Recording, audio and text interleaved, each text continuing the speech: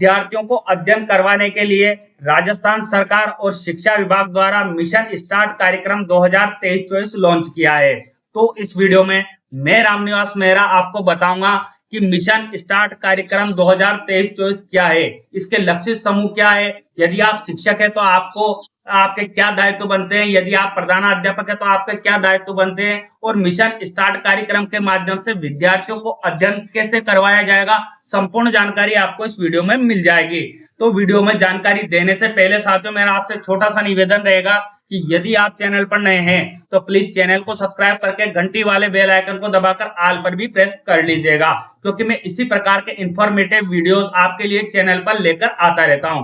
तो चलिए साथियों जानते हैं मिशन स्टार्ट कार्यक्रम 2023-24 को। मिशन स्टार्ट कार्यक्रम 2023-24 को समझने के लिए हमें सबसे पहले परिचित होना होगा इस आदेश से, जो श्रीमान कार्यालय निदेशक माध्यमिक शिक्षा राजस्थान बीकानेर की ओर से जारी किया गया है। इसका विषय आपको यहाँ क्लियर करता है, मिशन स्टार्ट 2023-24 कार्यक्रम के क्रियान्वयन के संबंध में विस्तृत दिशा निर्देश। मतलब आपको यहाँ जो मिशन स्टार्ट कार्यक्रम लॉन्च राजस्थान सरकार द्वारा किया गया है उससे संबंधित विस्तृत दिशा निर्देश दिए जा रहे हैं। तो इस पत्र में हमें बताया जा रहा है शिक्षा विभाग द्वारा ब्लेंडेड मोड ऑफ लर्निंग के प्रयोग से शिक्षा को प्रभावी बनाने की दिशा में कार्य किया जा रहा है। डिजिटल शिक्षा सभी शिक्षार्थियों के लिए आनंददायक साधन है। विशेष रूप से स्कूली विद्यार्थियों के सीखने के लिए ये एक अत्यंत प्रभावी माध्यम सिद्ध हो रहा है। मतलब जो हमारा शिक्षा विभाग है और राज्य सरकार है, जिसका मानना है कि जो डिजिटल मोड से विद्यार्थियों को शिक्षण करवा रहे हैं वो उनके लिए आनंददायक साधन है और सीखने के लिए भी ये अत्यंत प्रभावी माध्यम है विद्यार्थियों के लिए, क्योंकि डिजिटल शिक्षा से मिलने वाली ऑडियो और वीडियो सुविधाओं के मस्तिष्क में न केवल संज्ञानात्मक तत्वों की वृद्धि करता है बल्कि विद्यार्थियों में विषय के प्रति रोचकता एवं उत्साह को भी बढ़ाता है। मतलब विभाग का मानना है कि डिजिटल माध्यम से जो शिक्षा दी जाएगी उसके माध्यम से विद्यार्थियों के मस्तिष्क में संज्ञानात्मक तत्वों का विकास होगा और विकास होता है ऐसा माना जा रहा है। अब आपको मुझे कमेंट बॉक्स में कमेंट करके बताना है कि क्या जो डिजिटल शिक्षा हम विद्यार्थियों को दे रहे हैं वो उचित है या नहीं है। जैसा भी आपका कमेंट हो मुझे कमेंट बॉक्स में जरूर बताइएगा। इसी को दृष्टिगत माननीय मुख्यमंत्री द्वारा स्कूल शिक्षा विभाग के तत्वावधान में 5 सितंबर यानी शिक्षक दिवस के अवसर पर 5 सितंबर 2023 को शिक्षक दिवस के उपलक्ष्य में विभागीय नवाचार फ्लैगशिप कार्यक्रम मिशन स्टार्ट 2023-24 का शुभारंभ किया गया है। तो आपको ये तिथि याद रखनी है कि मिशन स्टार्ट 2023-24 का शुभारंभ कब किया गया है, 5 सितंबर 2023 यानी शिक्षक दिवस के मौके पर इसका शुभारंभ किया गया है। यह कार्यक्रम राज्य सरकार के दूर दराज के इलाकों में अध्ययनरत उन विद्यार्थियों को ध्यान में रखकर तैयार किया गया है जहां शिक्षा की पहुंच पर ध्यान दिए जाने की आवश्यकता है। अर्थात या तो इन विद्यालय में शिक्षकों के पद रिक्त है अथवा अन्य किसी कारणवश विषय अध्यापकों की उपलब्धता में कमी है। मिशन स्टार्ट कार्यक्रम के माध्यम से समस्त विद्यालय में विषय अध्यापकों के पद रिक्त अथवा शिक्षक अनुपस्थिति की स्थिति में कक्षा 9 से 12 के विद्यार्थियों को विभाग द्वारा निर्मित डिजिटल कंटेंट के माध्यम से अध्ययन करवाया जाकर यह सुनिश्चित किया जाना है कि शिक्षकों की कमी अनुपस्थिति का प्रतिकूल प्रभाव विद्यार्थियों के अध्ययन पर ना पड़े और उनके निरंतरता अध्ययन की बनी रहे। मतलब आपको यहाँ से क्लियर हो जाता है कि मिशन स्टार्ट कार्यक्रम उन विद्यार्थियों के लिए लाभदायक होगा जो ग्रामीण इलाकों में अध्ययनरत है और विशेषकर वहां पर जहां पर शिक्षकों की कमी है या शिक्षक किसी कारणवश अनुपस्थित चल रहा है। ऐसी कंडीशन में विद्यार्थियों के लिए जो मिशन स्टार्ट कार्यक्रम है यह बहुत अच्छा सिद्ध होने वाला है और आपको यहाँ से क्लियर हो जाता है कि ये जो कार्यक्रम है कौन सी कक्षाओं के लिए चलाया जाएगा। 9 से 12 में जो विद्यार्थी अध्ययनरत है उनके लिए ये कार्यक्रम चला जाएगा। अब मिशन स्टार्ट जो कार्यक्रम है उसके उद्देश्य क्या है वो आपको यहाँ बताए जा रहे हैं। जिन विद्यालय में कक्षा 9 से 12 के विषय अध्यापकों के पद रिक्त है अथवा किसी कारणवश या तो पद रिक्त है विद्यालय में या किसी कारणवश जैसे दुर्घटना, मातृत्व अवकाश, अन्य मेडिकल अवकाश या आपात स्थिति में उस विद्यालय में शिक्षक नहीं है, तो शिक्षक की उपलब्धता नहीं होने की स्थिति में विद्यार्थियों को उक्त विषय का डिजिटल माध्यम से शिक्षण करवाया जाना है। मतलब हमें यहाँ क्लियर किया जा रहा है कि किसी विद्यालय में या तो आपात स्थिति में, जैसे कोई अध्यापक की दुर्घटना हो गई, या अध्यापक मातृत्व अवकाश पे है, या मेडिकल अवकाश पे है, या विद्यालय में अध्यापकों का पद रिक्त है, ऐसी कंडीशन में 9 से 12 में अध्ययन करने वाले विद्यार्थियों को डिजिटल माध्यम से शिक्षण करवाया जाएगा इस मिशन के माध्यम से। यही इसका उद्देश्य है। अगला जो उद्देश्य हमें यहाँ क्लियर किया जा रहा है, उसमें बताया जा रहा है विद्यालयों में उपलब्ध क्रियाशील आईसीटी लैब, कंप्यूटर्स, विभिन्न डिजिटल संसाधन जैसे smart TV, IFD, projector, interactive panel, smart board इत्यादि की उपलब्धता का आकलन किया जाकर इन समस्त डिजिटल संसाधनों का प्रभावी उपयोग विद्यार्थी शिक्षण में किया जाना है। मतलब दूसरा जो उद्देश्य इससे हमारा ये पूरा होगा कि जो हमारे विद्यालय में आईसीटी लैब है, कंप्यूटर है, या प्रोजेक्टर है, या स्मार्ट टीवी है, तो उन संसाधनों का प्रयोग होगा। मतलब पहले वो क्या है, एक तरह से कबाड़ के रूप में पड़े हुए थे, परंतु जब ये मिशन लॉन्च हुआ तो अब इस मिशन के माध्यम से उन जो संसाधन हमारे विद्यालय में उपलब्ध है, उन संसाधनों का भी उपयोग होगा और विद्यार्थियों की लर्निंग में भी इससे फायदा होगा। ये इसका उद्देश्य दूसरा जो हमें बताया जा रहा है। तीसरा उद्देश्य हमें यह क्लियर किया जा रहा है, शिक्षक विहीन अथवा शिक्षकों की कमी वाले विद्यालयों में सभी विषयों का ई कंटेंट उपलब्ध करवाना। ई कंटेंट की उपलब्धता परिस्थिति अनुसार हार्ड डिस्क, पेन ड्राइव आदि के माध्यम से सुनिश्चित करवाना तथा ई कंटेंट की मैपिंग करना। मतलब जो हमारे विद्यालय है जहाँ शिक्षक की कमी है या किसी कारणवश शिक्षक अवकाश पर चल रहा है, तो वहां विद्यार्थियों की पढ़ाई बाधित ना हो और उनको जो पढ़ाई विद्यार्थियों को करवाई जाए वो एक कंटेंट के माध्यम से करवा दी जाए, ऐसा विभाग का मानना है। और यह उद्देश्य इस मिशन स्टार्ट कार्यक्रम का है। अगला उद्देश्य यहाँ हमें क्लियर किया जा रहा है, विद्यालय में उपलब्ध इंटरनेट का समुचित उपयोग कर विभागीय यूट्यूब चैनल के माध्यम से विद्यार्थियों का शिक्षण सुनिश्चित करना।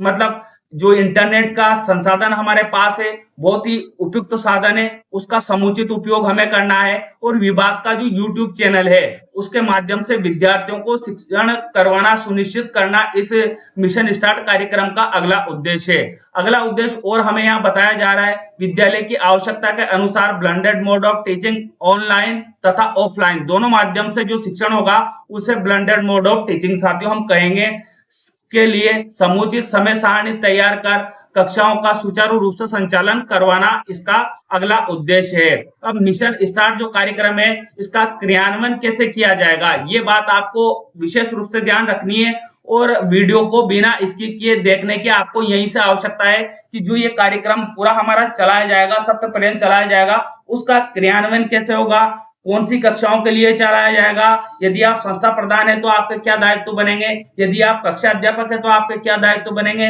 यदि आप विषय अध्यापक है तो आपके क्या दायित्व बनेंगे, संपूर्ण जानकारी आपको यहाँ दी जा रही है। तो आप वीडियो को बिना स्किप किए अवश्य देखिएगा। इसमें बताया जा रहा है जो मिशन स्टार्ट कार्यक्रम का क्रियान्वयन कैसे होगा, वो है विद्यालयों में आईसीटी लैब्स तथा कंप्यूटर, विभिन्न डिजिटल संसाधन जैसे smart TV, IFD, projector, interactive panel, smart board आदि उपलब्ध है। अतः इन संसाधनों का के उचित उपयोग से विभाग के दक्ष शिक्षकों द्वारा निर्मित ई कंटेंट को विद्यालय तक पहुंचाया जाना और इसका समुचित उपयोग करवाना विभाग की प्राथमिकता है। अब मेरे पास जो मैंने एक वीडियो पहले जारी किया था उसमें एक कमेंट आया था, एक विद्यार्थी का कमेंट आया था जिसमें उन्होंने मुझसे पूछा था कि जो हमें एक कंटेंट जो पढ़ाया जाएगा उसमें पढ़ाएगा कौन, तो उसमें पढ़ाएगा कौन ये यहाँ इस बात से क्लियर हो जाता है कि शिक्षा विभाग का ही दक्ष शिक्षक आपको पढ़ाएगा। मतलब विषय से संबंधित जो संपूर्ण ज्ञान रखता हो ऐसा दक्ष शिक्षक आपको डिजिटल माध्यम से पढ़ाएगा। और मिशन स्टार्ट कार्यक्रम में क्रियान्वयन कैसे होगा तो ये आपको यहाँ क्लियर किया जा रहा है। डिजिटल लर्निंग विद्यार्थियों को अपनी सीखने की गति के अनुसार अध्ययन करने की सुविधा प्रदान करता है। मतलब जो डिजिटल लर्निंग होती है वो विद्यार्थी किस गति से सीख रहा है वो अपने आप सीखेगा, उसे देखेगा, वीडियो को चाहे तो रिवाइंड करके देख सकता है या फॉरवर्ड करके देख सकता है, तो वो अपनी गति से सीख सकता है डिजिटल लर्निंग के माध्यम से। साथ ही शिक्षक भी नवाचारों एवं नए विचारों के समावेश से अपने अध्यापन को अधिक प्रभावी बना सकते हैं। अब साथ में इसमें जो ये कार्यक्रम चलाया जाएगा इससे शिक्षकों को भी फायदा होगा, क्योंकि उनको क्या मिलेगा, एक नवाचार मिलेगा और नवाचारों को अपने जो अध्ययन में वो समावित करेंगे और अपने अध्ययन में उसे पढ़ाने के समय उपयोग में लेंगे तो विद्यार्थियों को ज्यादा फायदा होगा। डिजिटल शिक्षा द्वारा विद्यार्थियों का समग्र विकास किया जा सकता है, क्योंकि इन्हीं सभी बिंदुओं को मद्देनजर विभाग द्वारा मिशन स्टार्ट कार्यक्रम का प्रारंभ किया गया है, कि जिसका क्रियान्वयन निम्नानुसार है। अब आपको यहाँ देखना है कि कैसे इसका क्रियान्वयन होगा। इसके लिए लक्षित समूह कौन कौन से हैं, तो 9 से 12 में अध्ययन करने वाले सभी विद्यार्थियों के लिए ई कंटेंट के माध्यम से सामग्री पहुंचाई जाएगी और वह इस जो मिशन स्टार्ट कार्यक्रम है इसके माध्यम से अध्ययन कर पाएंगे। तो आपको ध्यान रखना है कि जो लक्षित समूह है वो है 9 से 12, अन्य कक्षाओं के लिए ये कार्यक्रम नहीं रहेगा। मिशन स्टार्ट कार्यक्रम में विद्यालय में हार्डवेयर उपलब्धता एवं क्रियाशीलता की स्थिति का आकलन कैसे किया जाएगा, तो वो आपको यहाँ बताया जा रहा है। मिशन स्टार्ट कार्यक्रम के प्रभावी क्रियान्वयन के लिए समस्त अधिकारीगण अपने परिक्षेत्र के समस्त विद्यालयों में उपलब्ध आईसीटी योजना अंतर्गत अथवा भामाशाह या अन्य किसी भी माध्यम से उपलब्ध सभी डिजिटल उपकरणों जैसे smart TV, IFD projector, interactive panel, smart board इत्यादि की उपलब्धता एवं क्रियाशील उपकरणों की संख्या स्वयं के स्तर से संधारित की जानी है। मतलब हमारे जो अधिकारी महोदय हैं वो मॉनिटरिंग करेंगे कि उनके पास कितने आईसीटी लैब है, कितना आईएफडी है, कितने प्रोजेक्टर है, कितने इंटरेक्टिव पैनल है। इन सबका जो है हमारा विभाग जो एक साथ इनका डेटा बनाएगा और उसके बाद आपको जो ये ई कंटेंट के माध्यम से जो सामग्री है वो पहुंचाना सुनिश्चित करेंगे। ये यहाँ से क्लियर होता है। साथ ही ये सुनिश्चित करना कि अधिक से अधिक उपकरण आईसीटी लैब क्रियाशील स्थिति में रहे ताकि एक कंटेंट द्वारा कक्षाओं का संचालन निर्बाध रूप से किया जा सके। हमारे अधिकारियों को यह भी सुनिश्चित करना होगा कि जो हमारे आईसीटी लैब है या अन्य जो हमारे डिजिटल उपकरण है वो अधिक से अधिक संख्या में क्रियाशील होने चाहिए, जिससे कि जो हमें एक कंटेंट उपलब्ध करवाया जाएगा विद्यार्थियों के अध्ययन हेतु उसका समुचित उपयोग विद्यार्थी हित में हो। अब अगली जो जानकारी हमें या अगला हमें निर्देश यहाँ दिया जा रहा है कि पद रिक्त शिक्षक की अनुपस्थिति, इसके बारे में हमें यहाँ बताया जा रहा है। सभी अधिकारीगण अपने परिक्षेत्र में कक्षा 9 से 12 तक शैक्षिक रिक्त पदों का आकलन करेंगे। ये कार्य हमारे अधिकारियों के लिए रहेगा कि 9 से 12 में जो विद्यालय में कितने पद रिक्त शिक्षकों के वो आकलन हमारे अधिकारी महोदय को करना है। साथ ही विविध परिस्थितियों यथा मातृत्व अवकाश, child care leave, medical leave अवकाश इत्यादि किसी भी कारण से शिक्षक लंबे अवकाश पर है तो जानकारी भी संधारित करेंगे तथा मांगे जाने पर निदेशालय के अधिकारियों को प्रेषित करेंगे। ये हमारे अधिकारियों का कार्य रहेगा कि उनको ये ध्यान रखना है कि विद्यालय में कितने पद रिक्त है 9 से 12 में अध्यापन कराने वाले शिक्षकों के, और साथ में ये जानकारी भी उनको रखनी है कि कितने अध्यापक मातृत्व अवकाश पे है या चाइल्ड केयर लीव पे है या मेडिकल लीव पर है या अन्य किसी लीव पर है।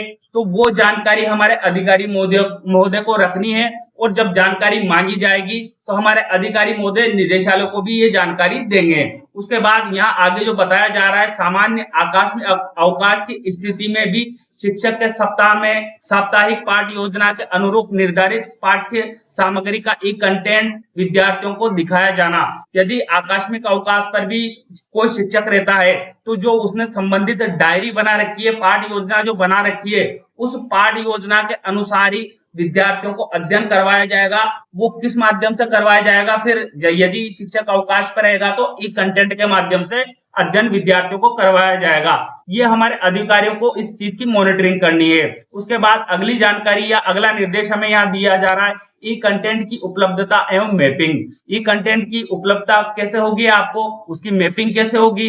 तो यदि आप अधिकारी हैं, किसी भी विद्यालय के प्रधानाध्यापक हैं, तो आपको इस बात का ध्यान रखना है। अब आपके लिए यहीं से जो ये पत्र है बहुत ही इंपॉर्टेंट हो जाता है। तो आपको ई कंटेंट सामग्री कैसे पहुंचाई जाएगी, इसके लिए हार्ड डिस्क के माध्यम से। पहला ऑप्शन क्या रहेगा, आपको जो ई कंटेंट सामग्री पहुंचाई जाएगी वो हार्ड डिस्क के माध्यम से पहुंचाई जाएगी। प्रत्येक विद्यालय तक हार्ड डिस्क के माध्यम से ई कंटेंट की पहुंच करने के लिए समसा आईटीसी सेल द्वारा इस हेतु 15,070 हार्ड डिस्क 4 TB की ई कंटेंट सहित विद्यालयों तक पहुंचाई जाएगी। मतलब आपके पास एक हार्ड डिस्क आएगी, प्रत्येक विद्यालय में आएगी, जहां भी ICT लैब संचालित है या अन्य डिजिटल उपकरण आपके पास है, तो आपको क्या है कि एक हार्ड डिस्क पहुंचा दी जाएगी विद्यालय में। समस्त अधीनस्थ को संस्था द्वारा आवश्यकता अनुसार तकनीकी सहयोग प्रदान किया जाएगा और विद्यालय को तकनीकी सहयोग भी प्रदान किया जाएगा। इससे संबंधित हो सकता है कि आपको प्रशिक्षण भी दिया जाए आगे। अगला जो ऑप्शन रहेगा आप तक ई कंटेंट सामग्री पहुंचाने का, अगली जानकारी आपको यहाँ दी जा रही है, विभागीय यूट्यूब चैनल के माध्यम से भी आपको डिजिटल सामग्री मिलने वाली है। तो यदि मैं आपको फिर याद दिला दूं कि यदि आप प्राचार्य, प्रधानाध्यापक महोदय किसी भी राजकीय उच्च माध्यमिक विद्यालय में या राजकीय माध्यमिक विद्यालय में अध्यापन करवाते हैं, तो आपको इस बात का अवश्य ध्यान रखना है कि आपके पास जो ई कंटेंट सामग्री आने वाली है, एक तो आएगी वो हार्ड डिस्क के माध्यम से, दूसरी जो जानकारी हमें यहाँ दी जा रही है कि विभागीय यूट्यूब चैनल के माध्यम से भी आपको सामग्री पहुंचाई जाएगी। विद्यालय में इंटरनेट की उपलब्धता होने की स्थिति में विभागीय यूट्यूब चैनल के माध्यम से कंटेंट दिखाया जाना सुनिश्चित आपको करना है। मतलब जो यूट्यूब चैनल है उस पर भी वो सामग्री उपलब्ध रहेगी और आपके विद्यालय में यदि इंटरनेट की पहुंच है तो आप विभाग का यूट्यूब चैनल भी विद्यार्थियों को बता सकते हैं। आगे जो जानकारी हमें यहाँ दी जा रही है कि आगे हमारे पास और सामग्री कैसे आएगी, ई कंटेंट द्वारा निरंतर कक्षा शिक्षण, जो ई कंटेंट होगा हमारा उसके माध्यम से हमें निरंतर कक्षा में शिक्षण करवाना है। विद्यालय में ई कंटेंट की पहुंच सुनिश्चित करने के पश्चात प्रतिदिन विद्यालय निर्धारित समय सारणी के अनुसार कक्षा लिया जाना सुनिश्चित करेंगे। मतलब आपके पास ई कंटेंट दो माध्यम से पहुंचेगा, एक तो हार्ड डिस्क के माध्यम से पहुंच जाएगा, एक विभाग के यूट्यूब चैनल के माध्यम से पहुंच जाएगा। अब संस्था प्रधान होने के नाते आपका दायित्व बनता है कि जो वो आपके पास डिजिटल सामग्री पहुंची है, यदि आपके विद्यालय में विषय से संबंधित अध्यापक है जो वो अनुपस्थित है किसी भी कारण से, तो आपको विद्यार्थियों की पढ़ाई में बाधा ना आए, इसलिए उस ई कंटेंट सामग्री का उपयोग विद्यार्थियों के शिक्षण में आपको करना है, या इस बात को आपको ध्यान रखना है। अब जो ई कंटेंट की मैपिंग है, वो ई कंटेंट की मैपिंग कैसे की जाएगी उसके बारे में भी आपको यहाँ जानकारी दी जा रही है। समस्त पाठ्यक्रम के लिए निर्मित ई कंटेंट में से कौन सा कंटेंट किस विषय वस्तु के लिए निर्धारित है, इसे स्कूल लेसन गाइडेंस मॉड्यूल में वर्णित किया गया है। एक मॉड्यूल जो हमारे शिक्षा विभाग के द्वारा तैयार किया गया है, उसमें आपको बताया गया है, वो मॉड्यूल आपके पास पीडीएफ फॉर्मेट में पहुंच चुका होगा, और नहीं पहुंचा है तो मैं अपने टेलीग्राम चैनल पर आपको उपलब्ध करवा दूंगा। आप वहां जाकर उस मॉड्यूल को डाउनलोड करके देख सकते हैं। उसमें सब कुछ क्लियर आपको किया गया है कि कौन सा कंटेंट किस विषय वस्तु से संबंधित है, कब पढ़ाना है, सारी जानकारी उस मॉड्यूल में आपको दी गई है। तो आपको उस मॉड्यूल का भी ध्यान रखना है और उसी के अनुसार विद्यार्थियों को अध्यापन करवाना है। इस मैपिंग किए जाने ई कंटेंट के अनुरूप ही कक्षा में रिक्त कालांश में उसी विषय के शिक्षण के लिए दिए गए ई कंटेंट के लिंक अथवा सामग्री का उपयोग किया जाना है। मतलब जो आपको मॉड्यूल दे दिया जाएगा, आपको कैसे कार्य करना है, जो ये संपूर्ण मिशन स्टार्ट कार्यक्रम 2023-24 चलाया जाएगा, उसके लिए विभाग द्वारा एक मॉड्यूल तैयार कर दिया गया है।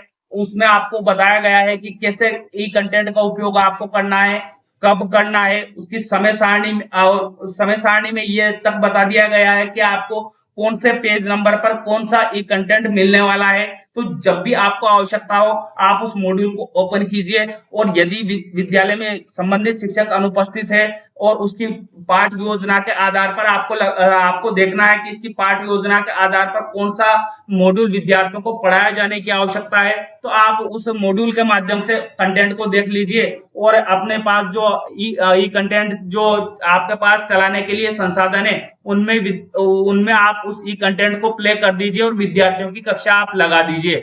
तो आपके जो विद्यार्थी है उनकी जो लर्निंग में किसी प्रकार का गैप उत्पन्न नहीं होगा। अगला कार्य क्या करना है, संस्था प्रधान होने के नाते आपको विद्यालय समय सारणी तैयार करना है। उसके बारे में आपको यहाँ बताया जा रहा है, विद्यालय में रिक्त पदों एवं अनुपस्थित शिक्षकों की संख्या के अनुसार मिशन स्टार्ट कार्यक्रम के लिए बनाए गए स्कूल लेसन गाइडेंस मॉड्यूल के अनुसार आपको समय सारणी तैयार करनी है साथियों, जिसमें आपको रिक्त कालांशों की पूर्ति है तो उस विषय के शिक्षण के लिए उपयोग किए जाने के लिए समय सारणी का निर्माण किया जाना है। आपको एक समय सारणी बनानी है। यदि आप संस्था प्रदान का दायित्व निभा रहे हैं तो आपको ऐसी समय सारणी बनानी है जिसमें आपको क्लियर हो कि कौन सा अध्यापक अनुपस्थित है या कौन सा अध्यापक है जो लंबे अवकाश पे चल रहा है। ये संपूर्ण जानकारी आप ध्यान में रखेंगे और उसी अनुसार समय सारणी बनाएंगे।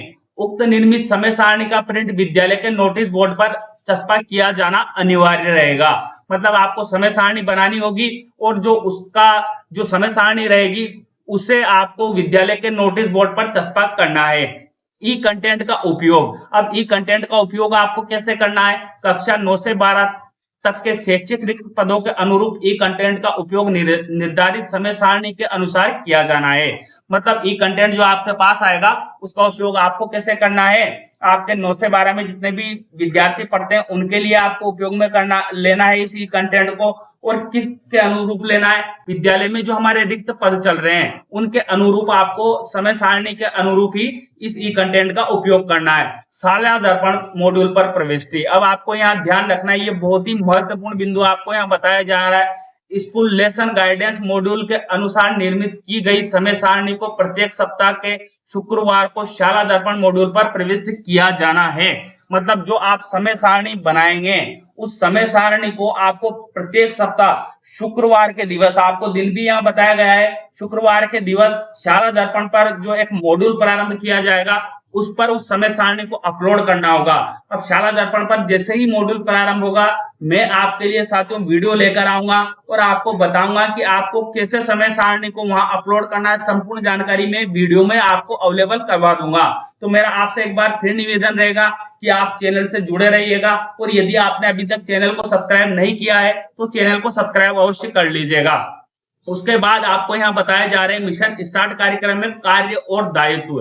तो कार्य और दायित्व में हम आते हैं, यहाँ जो बताया जा रहा है संयुक्त निदेशक महोदय के कार्य दायित्व बताए जा रहे हैं, मुख्य जिला शिक्षा अधिकारी के दायित्व यहाँ बताए जा रहे हैं, जिला शिक्षा अधिकारी के दायित्व हमें यहाँ बता दिए गए हैं, मुख्य ब्लॉक शिक्षा अधिकारी के दायित्व हमें यहाँ बता दिए गए हैं। अब हमारा जो मुख्य बिंदु आता है कि पीओ और यूसीओ के क्या दायित्व रहेंगे, यहीं से हमारा कार्य प्रारंभ होता है। क्योंकि मिशन स्टार्ट कार्यक्रम जब भी सफल होगा जब हमारे पीओ और यूसीओ महोदय अपने दायित्वों का पूरे सत्यनिष्ठता से अगर ये पालन करेंगे और इस कार्यक्रम को सफल बनाने की उन्होंने सोच लिया है तो बिल्कुल ये कार्यक्रम सफल हो जाएगा। तो यहाँ हम देखते हैं पीओ और यूसीओ के दायित्व क्या है वो चीज हम देख लेते हैं।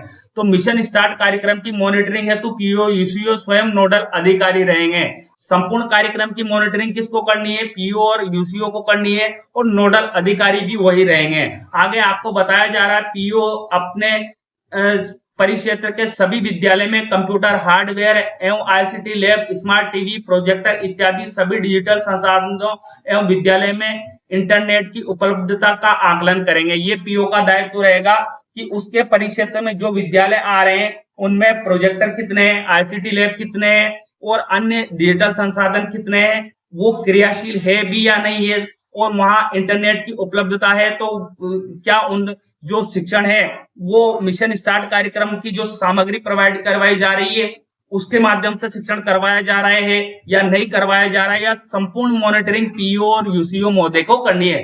अधिकतम उपलब्ध हार्डवेयर को क्रियाशील स्थिति में तैयार करवाना, और उनका यह दायित्व रहेगा कि जो हार्डवेयर आपको बता दिए गए हैं जैसे आईसीटी लैब में कंप्यूटर है, स्मार्ट टीवी है, प्रोजेक्टर है, आईएफडी है, तो ये क्रियाशील होने चाहिए। आपके परिक्षेत्र में जो भी विद्यालय आते हैं उनमें इन उपकरणों को क्रियाशील आपको करवाना है, इस बात का आपको ध्यान रखना है। अगला जो आपको बताया जा रहा है यहाँ निर्देश, अपने क्षेत्राधिकार में आने वाले समस्त विद्यालय में ई कंटेंट की पहुंच सुनिश्चित करेंगे। आपको ये भी ध्यान रखना है कि आपके अधीनस्थ जितने भी विद्यालय आते हैं जहां 9 से 12 कक्षाएं चलती है वहां जो आपको ई कंटेंट प्रोवाइड करवाया जा रहा है उसकी पहुंच आपको सुनिश्चित करनी है, तथा अपने परिक्षेत्र में आने वाले समस्त विद्यालय में कक्षा 9 से 12 तक शैक्षिक रूप से रिक्त पदों का आकलन कर कालांश निर्धारित करते हुए समय सारणी का निर्माण करेंगे एवं इस समय सारणी के अनुसार शिक्षण का सुचारू संचालन करवाया जाना सुनिश्चित करेंगे। अब आपको ये भी ध्यान रखना है कि जो आपका अधीनस्थ विद्यालय आते हैं उनमें 9 से 12 कक्षाएं चलती है, तो वहां पर जो समय सारणी भी बननी चाहिए, समय सारणी का भी आप मॉनिटरिंग करेंगे। उसके बाद उस समय सारणी के अनुसार शिक्षण करवाया जा रहा है या नहीं करवाया जा रहा है, ये मॉनिटरिंग भी हमारे पीईओ और यूसीओ महोदय को करनी होगी। आगे हमें यहाँ बताया जा रहा है अपने परिक्षेत्र के समस्त विद्यालय में बारी बारी से पीटीएम में भाग लें। अब आपको क्या करना है कि जो पीटीएम की बैठक है, यदि आप पीईओ या यूसीओ के पद पर है तो आपने अधीनस्थ समस्त विद्यालय में आपको पीटीएम बैठक में बारी बारी से भाग लेना है। माता पिता को विभागीय नवाचार मिशन स्टार्ट कार्यक्रम द्वारा ई कंटेंट के माध्यम से विद्यार्थियों के शिक्षण के बारे में उन्हें जानकारी देंगे। आपके जो अधीनस्थ विद्यालय आते हैं उसमें पीटीएम बैठक होती है, उसमें जो विद्यार्थियों के अभिभावक आएंगे उनके अभिभावकों को आपको जानकारी देनी है कि हमारा विभाग मिशन स्टार्ट कार्यक्रम के तहत विद्यार्थियों को ई कंटेंट सामग्री उपलब्ध करवा रहा है, तो हम ऐसे ऐसे अध्यापन करवा रहे हैं। विद्यार्थी का आप घर पर भी ध्यान रखें, यूट्यूब चैनल के माध्यम से भी हम अध्ययन करवा रहे हैं। तो सारी जानकारी आपको अभिभावक को दे देनी है ताकि बच्चा घर पर भी अध्ययन करे। यदि उसकी कोई क्लास मिस हुई है, मान लो बच्चे ने मिस कर दी कोई क्लास, तो YouTube चैनल पर सारी सामग्री उपलब्ध रहेगी। YouTube चैनल के माध्यम से वो कभी भी शिक्षण कर सकता है। ऐसी जानकारी आपको अभिभावक महोदय को देनी है। अगला दायित्व आपको यहाँ बताया जा रहा है अपने परिक्षेत्र में प्रतिमाह सप्ताह स्कूल विजिट के दौरान मिशन स्टार्ट कार्यक्रम में देखी गई 2 बेस्ट प्रैक्टिसेस को समूह को प्रेषित करने के लिए पीओ यूसीओ। अब साथियों यहाँ थोड़ा सा डिजिटल सिग्नेचर होने की वजह से मुझे यहाँ क्लियर नहीं हो पा रहा है। आपको अगर ये पढ़ना है और समझना है तो यहाँ स्क्रीनशॉट आप ले लीजिएगा। अगला बिंदु हम यहाँ देख लेते हैं, पीईओ विद्यालय में अधीनस्थ समस्त विद्यालयों में मिशन स्टार्ट कार्यक्रम की दृष्टिगत मॉनिटरिंग करने के लिए एक मिशन स्टार्ट प्रभारी नियुक्त करेंगे। अब यदि आप पीईओ यूसीओ महोदय हैं तो आपको ये ध्यान रखना है कि एक मिशन स्टार्ट प्रभारी आपको नियुक्त करना है। जैसे आप शाला दर्पण प्रभारी नियुक्त करते हैं, ऐसे एक आप मिशन स्टार्ट प्रभारी नियुक्त करेंगे। मिशन स्टार्ट प्रभारी आईसीटी लैब प्रभारी, कंप्यूटर अनुदेशक, कंप्यूटर शिक्षक अथवा अन्य किसी कंप्यूटर दक्ष शिक्षक को बनाया जा सकेगा। अब आपको प्रभारी किसको बनाना है वो आपको यहाँ क्लियर किया जा रहा है। जैसे लैब प्रभारी को आप बना सकते हैं, कंप्यूटर अनुदेशक को बना सकते हैं, कंप्यूटर शिक्षक को बना सकते हैं, अथवा अन्य किसी कंप्यूटर में दक्ष शिक्षक है जो कंप्यूटर को चलाना जानता है, ऐसे दक्ष शिक्षक को आपको मिशन स्टार्ट का प्रभारी बनाना है, जो अपने परिक्षेत्र के प्रदर्शित की समीक्षा करने के लिए, शंकाओं का समाधान करने के लिए अपने परिक्षेत्र के शिक्षकों के साथ मासिक बैठकें आयोजित करेंगे। मतलब मिशन स्टार्ट प्रभारी क्या करेंगे, जो उनके अधीनस्थ विद्यालय आते हैं उनमें मासिक बैठकें भी उनको करनी है। इस बात का मिशन स्टार्ट प्रभारी को ध्यान रखना है। आगे यहाँ हमें जानकारी दी जा रही है, निर्धारित समय सीमा में ई कंटेंट के प्रभावी उपयोग द्वारा पाठ्यक्रम पूर्णतः सुनिश्चित करेंगे। मतलब आपको ध्यान रखना है कि जो पाठ्यक्रम है वो एनी हाउ कंडीशन पूरा होना चाहिए, भले शिक्षक वहां अनुपस्थित रहे या किसी कारणवश लंबे अवकाश पर रहे, तो जो हमारे विद्यार्थियों का पाठ्यक्रम पूरा होना चाहिए वो पाठ्यक्रम पूरा होना ही चाहिए, चाहे वो ई कंटेंट के माध्यम से विद्यार्थियों को पढ़ाया जाए या शिक्षक द्वारा पढ़ाया जाए। आपको इस बात का ध्यान रखना है। अब यदि आप संस्था प्रधान के स्तर से इस कार्यक्रम को देखना चाहते हैं या संस्था प्रधान का दायित्व तो आप निभा रहे हैं, तो आपको क्या करना है, कार्यक्रम की मॉनिटरिंग करने है तो विद्यालय स्तर पर एक शिक्षक को मिशन स्टार्ट प्रभारी आप बनाएंगे। जैसे पीओ महोदय ने तो मिशन स्टार्ट प्रभारी बना ही दिया, मैंने ऊपर क्लियर कर दिया है, परंतु यदि आप संस्था प्रधान हैं तो आपको आपके विद्यालय में एक मिशन स्टार्ट प्रभारी बनाना है। अपने विद्यालय में कक्षा 9 से 12 के रिक्त पदों एवं अनुपस्थित शिक्षकों के कालांश निर्धारित करते हुए ई कंटेंट के माध्यम से शिक्षण हेतु समय सारणी का निर्माण करेंगे एवं इस समय सारणी के अनुसार शिक्षण का सुचारू संचालन करवाया जाना सुनिश्चित करेंगे। मतलब आपको एक समय सारणी बनानी है जिसमें आपको ये इस बात का ध्यान रखना है कि कौन से शिक्षक आपके अनुपस्थित रहने वाले हैं, कौन से लंबे अवकाश पे चल रहे हैं और कौन से शिक्षक का कौन से विषय का पद रिक्त चल रहा है, उसके अनुसार आप सामग्री समय सारणी तैयार करेंगे और उस समय सारणी में फिर आप ई कंटेंट के माध्यम से जो आपको सामग्री प्रोवाइड करवाई जाएगी उस सामग्री से आपको विद्यार्थियों को अध्ययन करवाना है। प्रत्येक शुक्रवार को आगामी सप्ताह की समय सारणी शाला दर्पण मॉड्यूल में प्रविष्ट करने का दायित्व मिशन स्टार्ट प्रभारी का रहेगा। अब आपको इस बात का ध्यान रखना है कि जो समय सारणी बनेगी वो आगामी सप्ताह की बनेगी और प्रत्येक शुक्रवार को वो शाला दर्पण पर अपलोड होगी। उसे अपलोड करने का दायित्व किसका रहेगा? मिशन स्टार्ट प्रभारी जो रहेगा उसका दायित्व रहेगा। उक्त डाटा की कक्षा अध्यापक द्वारा शाला दर्पण पर यथा समय प्रविष्टि करवाएं। आगे हमें यहाँ और जानकारी दी गई है संस्था प्रदान की। उक्त समय सारणी को प्रिंट करके विद्यालय के नोटिस बोर्ड पर चस्पा किया जाना सुनिश्चित करेंगे। मतलब आपको समय सारणी को प्रिंट करवा लेना है और नोटिस बोर्ड पर चस्पा कर देना है। पीटीएम में माता पिता की भागीदारी सुनिश्चित आप करेंगे। यदि आप संस्था प्रदान का दायित्व निभा रहे हैं तो शिक्षकों को संबलन करने हेतु उनकी बेस्ट प्रैक्टिसेस को सराहेंगे, विद्यालय स्तर पर सम्मानित करेंगे। ये कार्य जो है हमारे संस्था प्रदान का रहेगा। अब आप जिसको भी मिशन स्टार्ट प्रभारी बनाएंगे उनके क्या क्या दायित्व रहेंगे, उनको कैसे कार्य करना होगा, ये भी हमें इस आदेश में निर्देशित किया जा रहा है। अपने विद्यालय में कक्षा 9 से 12 के लिए निर्धारित की गई समय सारणी के अनुसार शिक्षण का सुचारू संचालन करवाया जाना सुनिश्चित करेंगे। ये मिशन स्टार्ट प्रभारी की जिम्मेदारी रहेगी कि जो समय सारणी बनाई गई है उसमें उसके अनुसार ही 9 से 12 का शिक्षण है जो किया जाना सुनिश्चित करना मिशन स्टार्ट प्रभारी की जिम्मेदारी रहेगी। प्रत्येक शुक्रवार को आगामी सप्ताह की समय सारणी शाला दर्पण मॉड्यूल में प्रविष्ट करवाना सुनिश्चित करेंगे। मतलब आपको यह ध्यान रखना है कि जो समय सारणी है वो एडवांस बनेगी और आपको शुक्रवार के दिवस पर उसको शाला दर्पण पर जो मॉड्यूल प्रारंभ होगा उसमें आपको समय सारणी को अपलोड करवाना आपकी जिम्मेदारी रहेगी।